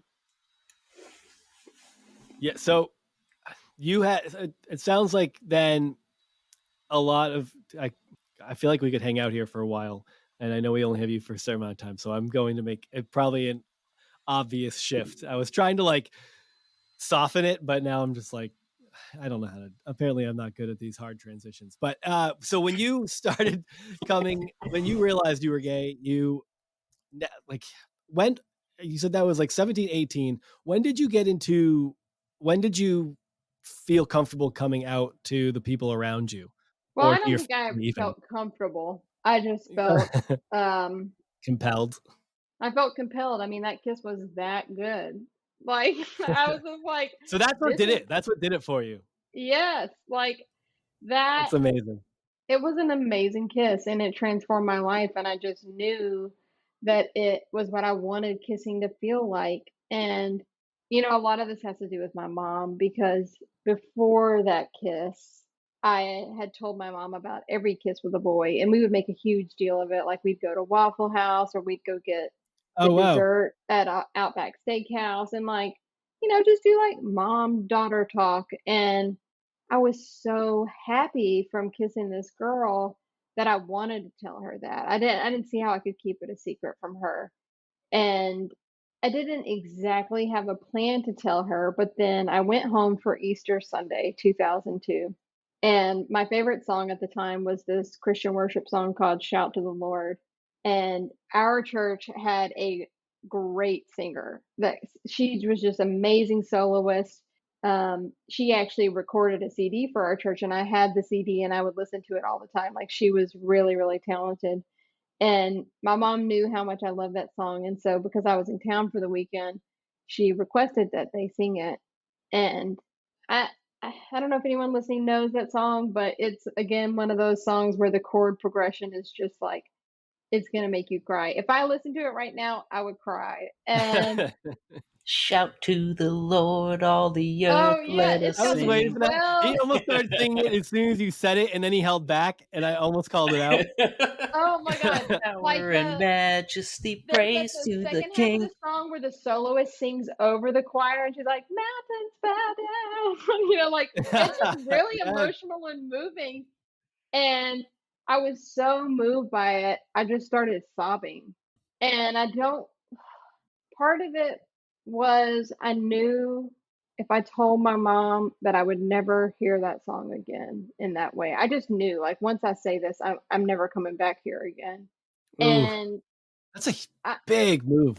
oh my God, yeah. I mean, it took me so long to reckon with the grief of losing church, and I could talk about that in a little bit, but I also just felt so moved and so, I guess, convicted would be the word we would have used in church, that I have to tell the truth about myself, and I have to, shout to the Lord like who I am. And um I started crying, and my mom said, "Do you want to go down to the altar?"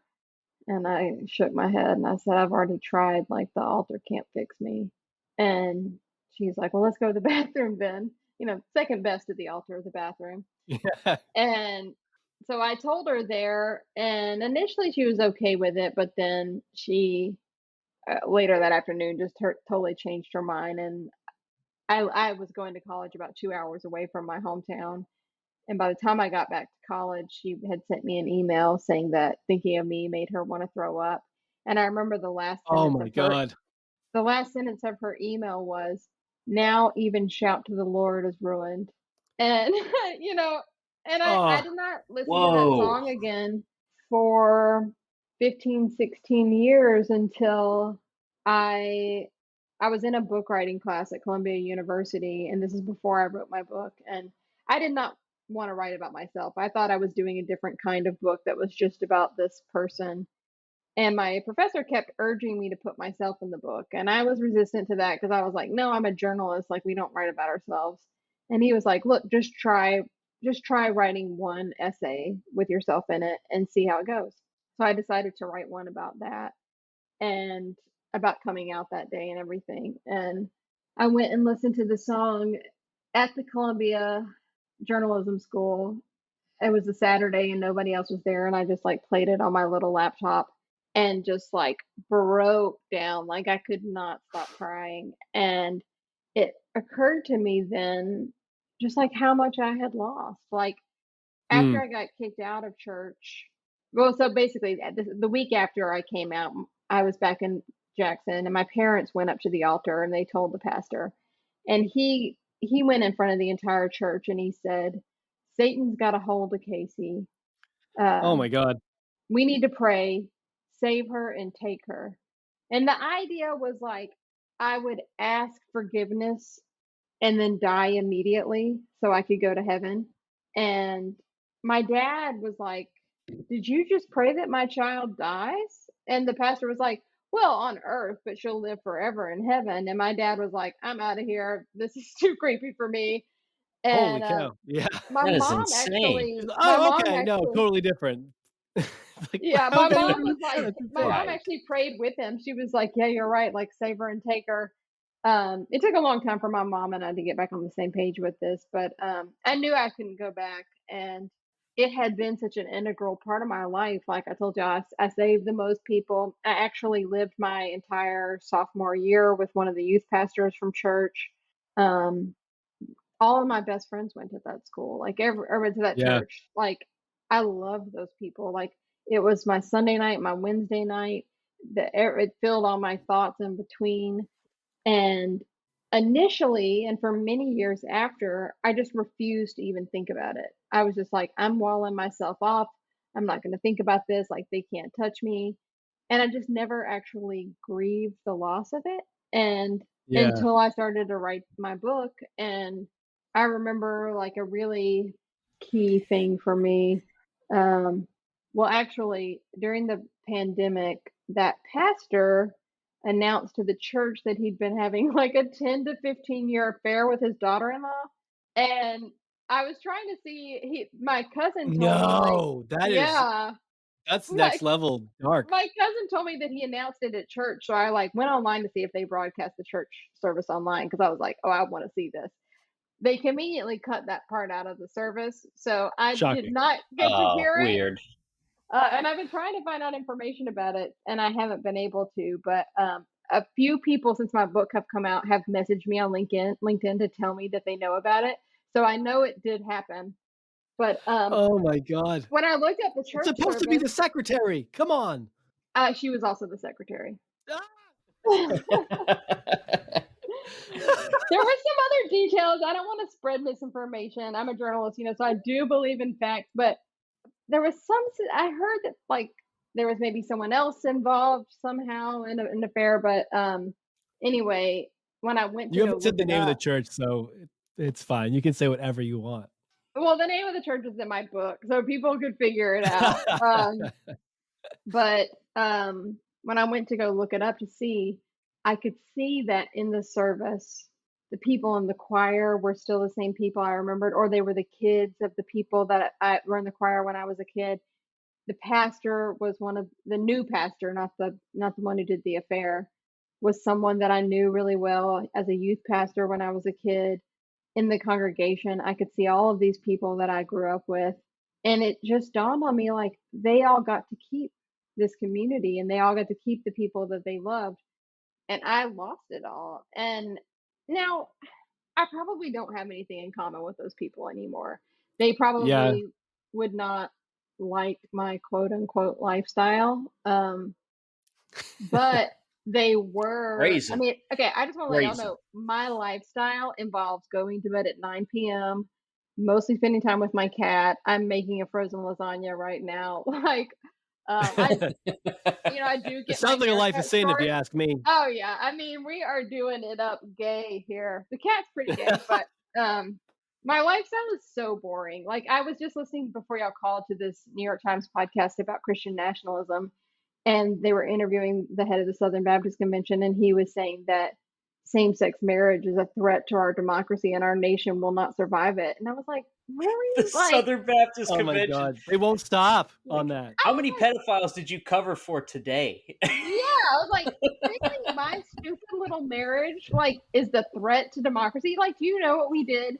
We made dinner, we played Nintendo, we played cribbage, the card game. Like, I like this that you have to Down with specify the cribbage. card game. yeah, like, I mean, we're doing very little to upturn democracy, I mean, Well, you also were one of the mules in the 20,000 Mules Dinesh D'Souza movie too, right? I heard gays Yeah. are the only Just ones that admit it. cast fraudulent ballots. So well, I live in Oregon where we do mail-in voting, so we are the problem of democracy. yes, that So, is okay. Crux Well, of the yes. fraud. that we are the epicenter. There's never been any fraud detected in our mail-in voting system. Just want to say, it's awesome. You don't have to leave your house. Postage is free. Well, if you do a drop-off, the drop-off is right at McDonald's in the library. You're going there anyway. It's great. But the library, where they have all those books on CRT, you mean? I don't trust this process. oh yeah, they've got my book too, which I'm surprised has not been banned yet. But I still felt like a huge grief in just seeing like there's a black hole in my history where everyone who mattered to me suddenly disappeared, Mm. and that's painful. Even if I don't still agree with what they believe in, or they don't agree with what I believe in, it's painful to lose that many people at once. And I do think I might have been better served in my life if I had actually processed that. But now I have processed it on Knopf's dime in a book. So, it's not horrible, but I never have actually been able to replicate the feeling of church where you have a community that you're with multiple times a week, you're vulnerable with each other, you come to each other supposedly out of a spirit of love, you like have potlucks together. Um they come to you when you're sick. Like I just don't have that. And I think I will probably always miss that.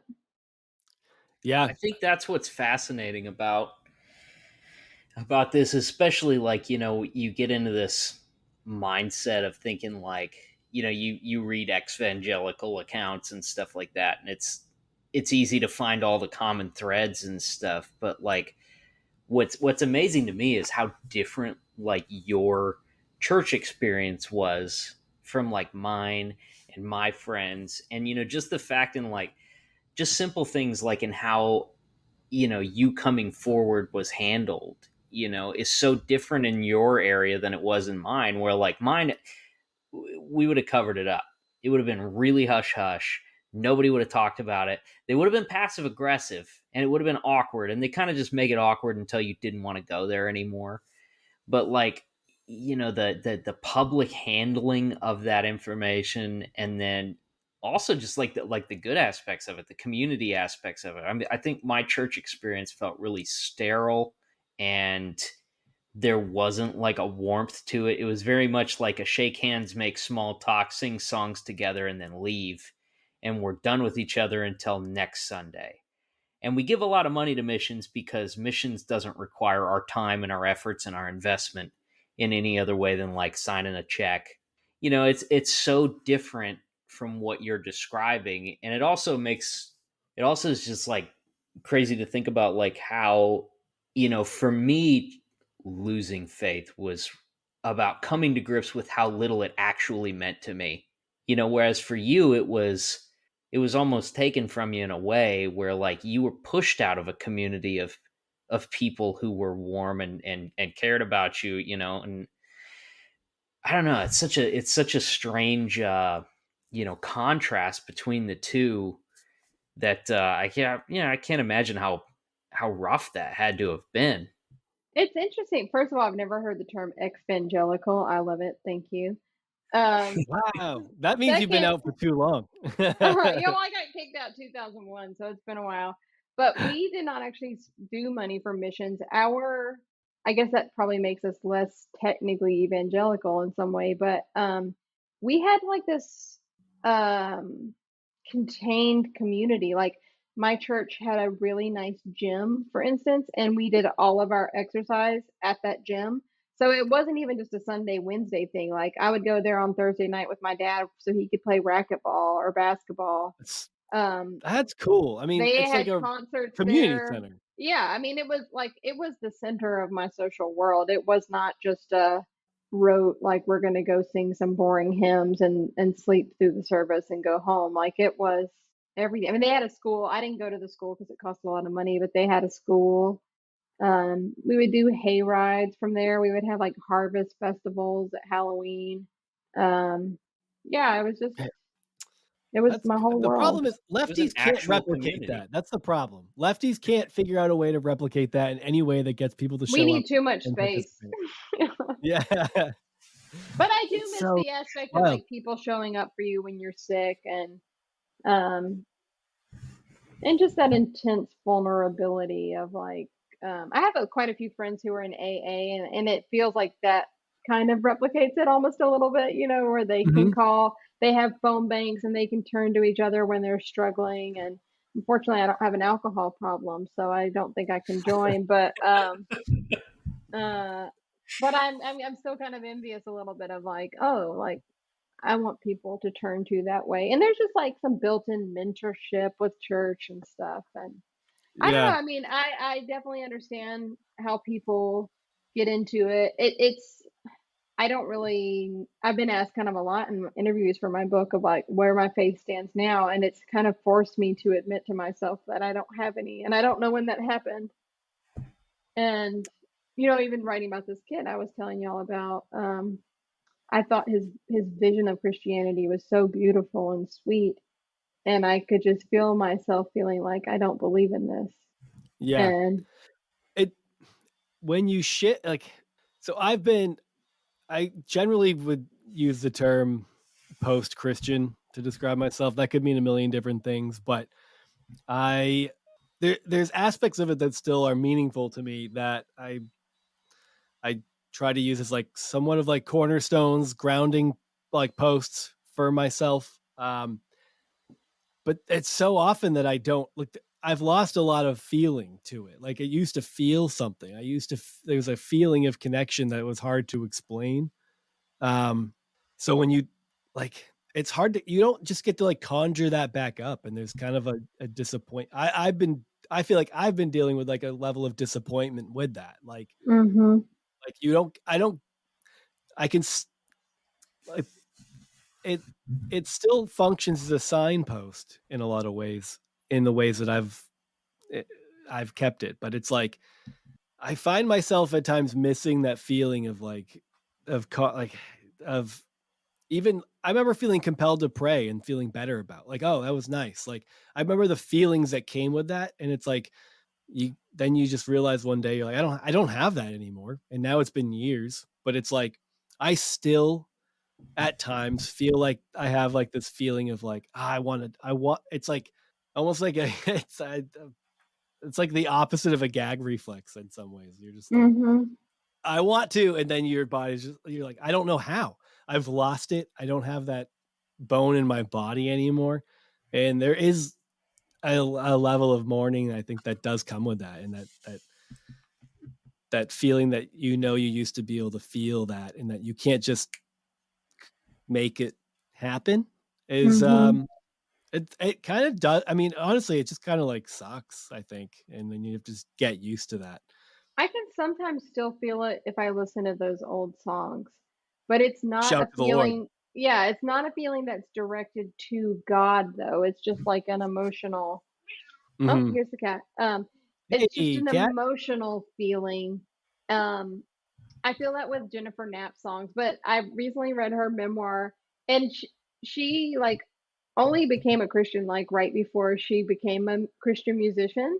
And then it didn't seem like she believed in it for very long. And so that was kind of a shock to me. I was like, wait a second, I thought you believed in this to the same degree I did. But those songs are just I think she does have like legitimately good songs. And hilariously, I think those songs led me to like the Indigo Girls and Ani DeFranco. Like I was like, I like this folk music. Like what else out there is folk? It's just like all lesbians. Um, but it's not any different actually than what I would feel listening to an Indigo Girls song, which is not directed to God. Yeah, we've I have a talked. question for you Casey. because I know we're getting close to our time limit here, but one of the things that Sam and I talked about, and sometimes a frustration point for us with the community of people who have left that circle is there seeming like contempt for that old community and the people who live there.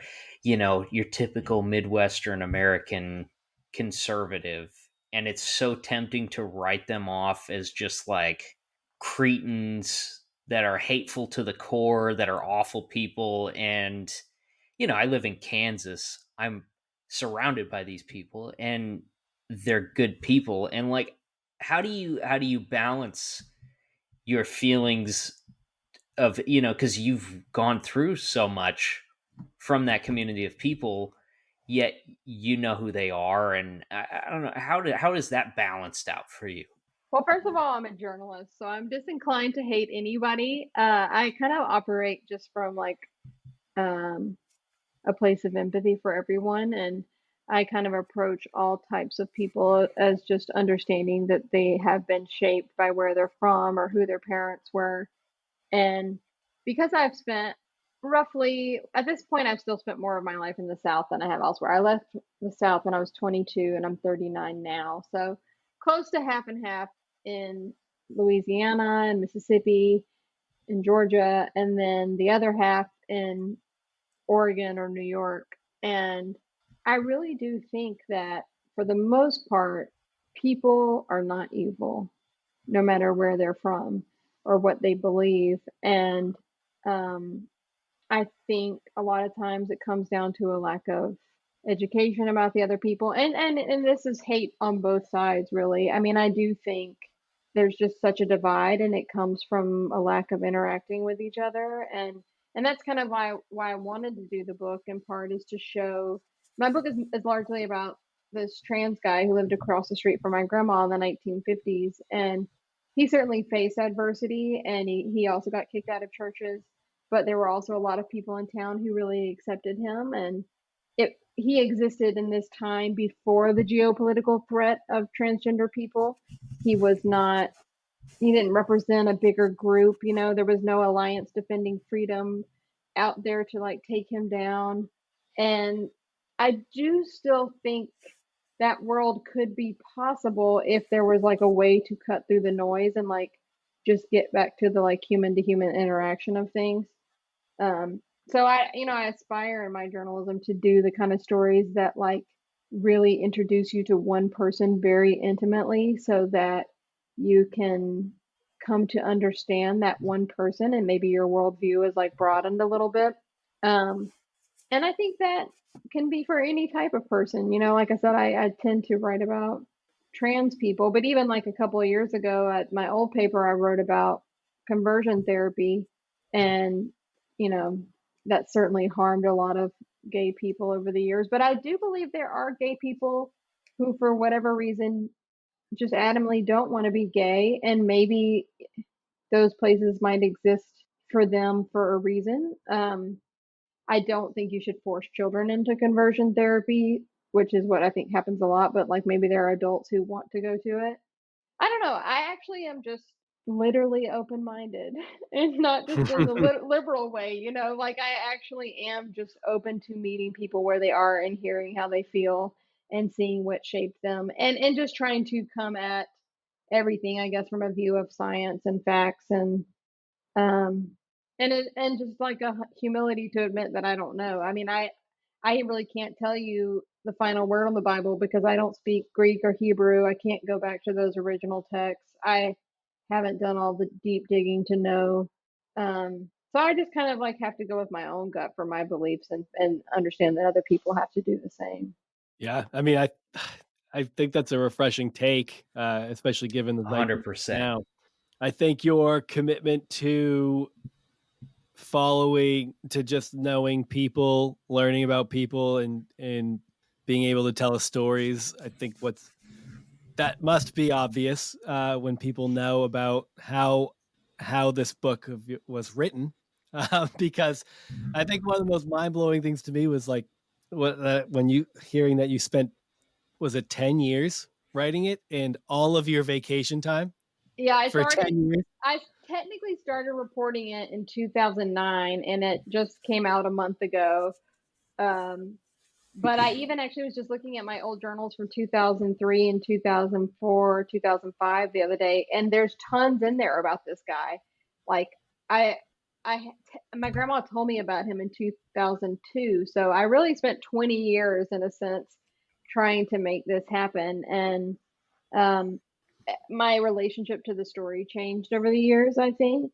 But I think I was able to stick with it in part because it just does encompass so much of like religion and community and home and identity and things that I'm still reckoning with, and likely will be reckoning with for my entire life. I imagine if you came back to me in 10 years and wanted to interview me on a Christian podcast, I probably have, still evolving thoughts about what it did to me or what I lost or what I gained.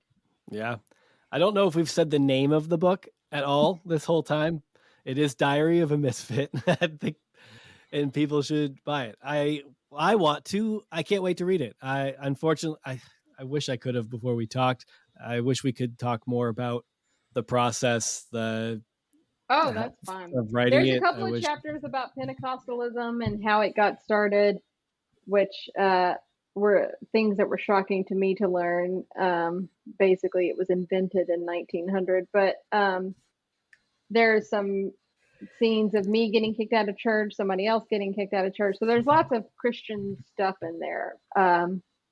if your listeners are into that. But yeah, it's called Diary of a Misfit. Perfect for our audience. That was one If of if the. you're more of an audio listener, I recorded the audio book, so Oh, sick. you can, if you're liking my voice right now, there's 14 hours more where that came from.